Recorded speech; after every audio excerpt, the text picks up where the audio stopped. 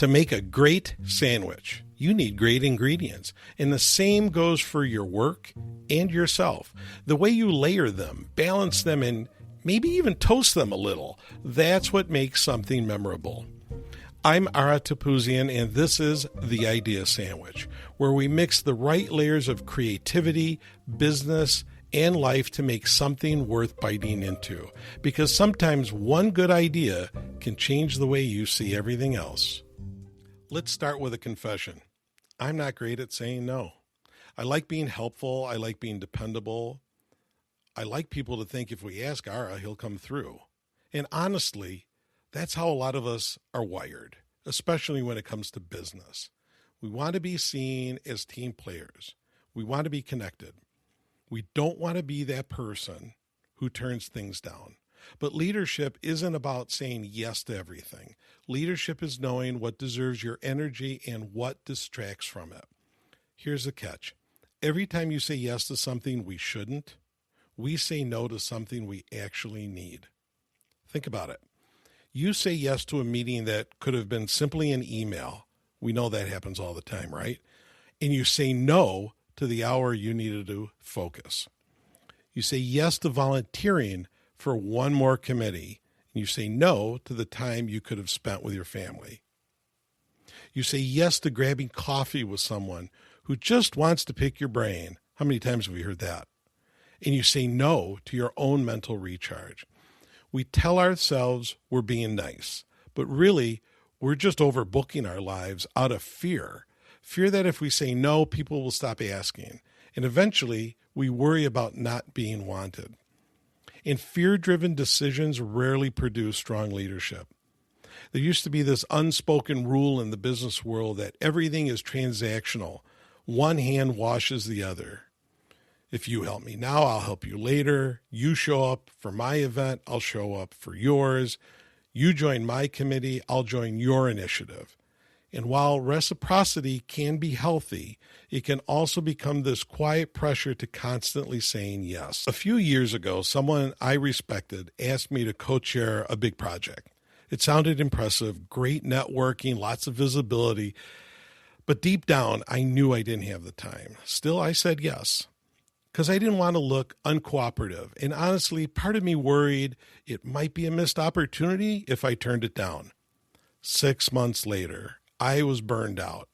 It wasn't even a project I truly wanted to be connected to, and I was falling behind in other priorities. I secretly resented the entire thing. And guess what? When the event was done, the other person barely noticed my effort. That was a turning point for me. I realized saying yes out of guilt isn't generosity, it's self-sabotage. I also realized something important. Exhausted leaders don't lead well. When your calendar controls you, your priorities eventually disappear. We treat no like it's a door slam, but it's not. It's a decision. You can decline without disconnecting. In fact, some of the strongest leaders I know are the clearest with boundaries. Their yes means something because they don't hand it out automatically. Here are a few ways to say no in a respectful way without sounding like a complete jerk. There's the appreciative no. Thank you for thinking of me. I'm honored, but I can't take this on right now. There's the prioritizing no. I'm focusing on a few key projects right now, and I wouldn't be able to give this the attention it deserves. There's the redirect. I can't help with that, but I know someone who might be a great fit.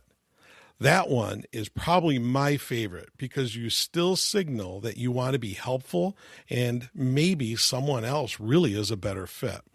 Now, I've used all of these at different times, and I'll be honest, it takes some practice. The first ones felt a little bit awkward. I worried I was sounding selfish, but the truth is people usually appreciate that type of honesty.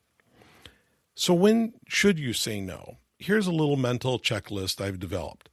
Does it align with your goals right now? If it doesn't move you forward professionally, creatively, or personally, maybe it's not worth it. Leaders who lack focus eventually become reactive instead of intentional.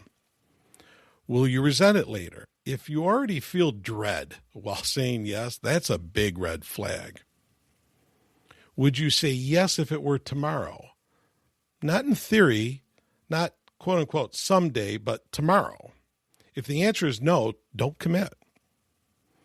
Does it honor your current bandwidth? You can't pour from an empty cup.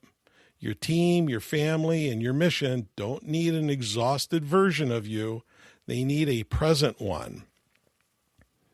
I've had to use this checklist a lot lately. Between running an organization, recording podcasts, performing music, and trying to have a personal life, I've learned that no isn't negative. It's actually necessary. Let's step outside the office for a second, because this skill shows up in our personal lives too. Ever been invited to a weekend thing that you just didn't want to go to? A friend's barbecue, a volunteer gig, a family obligation that drains you. We still go because we don't want to disappoint anyone. But saying no personally is just as important as professionally. Here's a little trick. Replace guilt with gratitude. Instead of thinking, I'm letting them down, think, I'm grateful that they thought of me, and I'm grateful I know my limits. It changes the tone completely. And you can still show care. You could send a note, make a donation, plan another time. You're not rejecting them. You're just respecting yourself. Here's the big payoff. Every no opens the door to a better yes. When you stop saying yes to everything, you create space for things that actually light you up. Maybe that's time to brainstorm for the next big idea. Maybe it's space for your team to breathe, or maybe it's just an uninterrupted evening with your family. We live in a world that worships busy, but busy isn't the same as productive. Busy is just loud. Great leaders understand that motion and progress are not the same thing. Saying no gives you clarity, and clarity is where your best ideas live. Saying no respectfully is a skill, not a personality trait. You can learn it, practice it, and get better at it. Here's a fun exercise. Next time you're asked to do something, pause before you answer. Literally pause. Take a breath and ask yourself, do I actually want or need to do this? If the answer isn't an immediate yes, give yourself permission to think about it. You can always say, let me check my schedule and I'll get back to you. That phrase alone has saved me countless hours and headaches. And if you decide it's not right, send your polite no. You'll be amazed how freeing it feels. And when people see you respecting your time, something interesting happens. They start respecting it too. So here's a takeaway. Saying no doesn't mean you're unkind. It means you're clear. And clear is one of the most underrated leadership skills there is. It doesn't close doors. It keeps you from walking into the wrong ones. It doesn't break relationships. It strengthens the ones built on mutual respect, because leadership isn't measured by how many things you agree to do. It's measured by whether your time, energy, and attention are aligned with what matters most. The people who make the greatest impact usually aren't the busiest people in the room. They're the clearest. They're clear about priorities, clear about boundaries, clear about where they can contribute best.